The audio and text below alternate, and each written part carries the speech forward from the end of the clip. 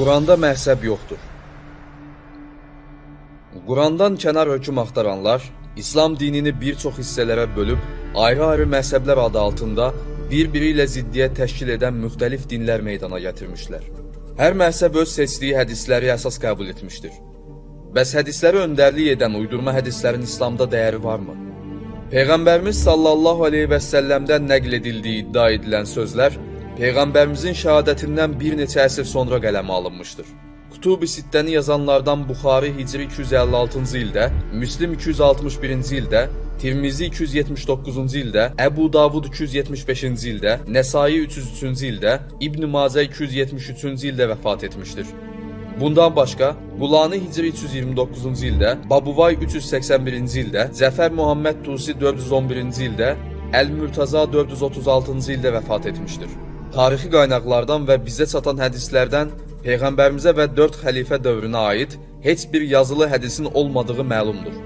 Xəlifə Hişam Əz-Zöhri hədislərini ilk toplayan şəxs kimi qəbul edilir. Bu da Peyğəmbərimizin şəhadətindən 2-3 əsr sonraya təvafuq edir. Qurandakı İslama uyğun gəlməyən və bir-birinə zidd olan hədislərin qaynaq əmələ gətirdiyi məhzəblər müsəlman dünyasında ayrılıq və təəssüb meydana gətirmişdir.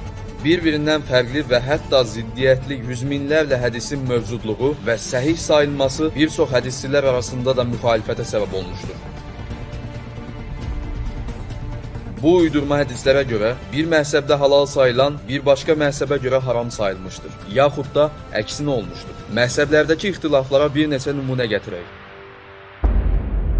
Saqqalı qırxmaq Hənəfi, Maliki, Həmbəli məhzəblərində haram, Şəfi məhzəbində isə halaldır. Şiyə məhzəbinə görə isə məkruhdur.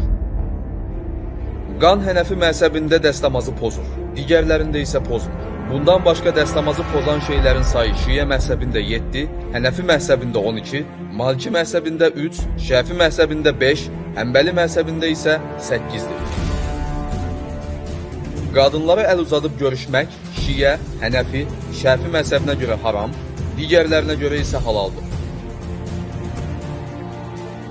At əti Maliki və Şiyə məzhəblərinə görə haram, digərlərinə görə isə halaldır. Həmçinin qarğa əti Maliki və Şafi məzhəblərinə görə halal, digərlərinə görə isə haramdır.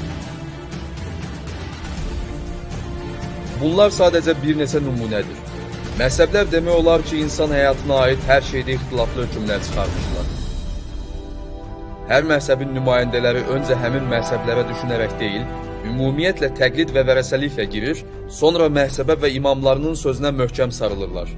Beləliklə, digər məzhəblərin nümayəndələrinə düşmənlik edirlər. Məzhəblər bir din kimi qəbul edilir. Allah adına yalan uydurmağın bir yolu da məzhəbləri din halına gətirməkdir. İslam dininin tək qaynağı olan Quran ümumiyyətlə məzhəbi qadağan edir. İstər müsəlmanlara, istərsə də digər insanlara xoş münasibəti əmr edir. Qovulmuş şeytandan Allaha sığınıram.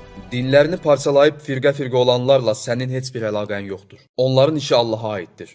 Sonra Allah onlara etdikləri əməllər barəsində xəbər verəcəkdir. Hamınız Allahın ipindən möhkəm yapışın və parçalanmayın. Özlərinə aydın dəlillər gəldikdən sonra firqələrə ayrılıb ixtilaf edənlər kimi olmayın. Onları böyük bir əzab gözləyir. Müsəlmanlar öz aralarında ayrılığa düşməz və düşməməlidir. Hər kəs dünyada bu ayrılığın fəsadlarını artıq görür. Nəticədə dinimizin qaynağı rəy, qiyas, içtidat, fətva və uydurma hədislər deyil, Qurandır.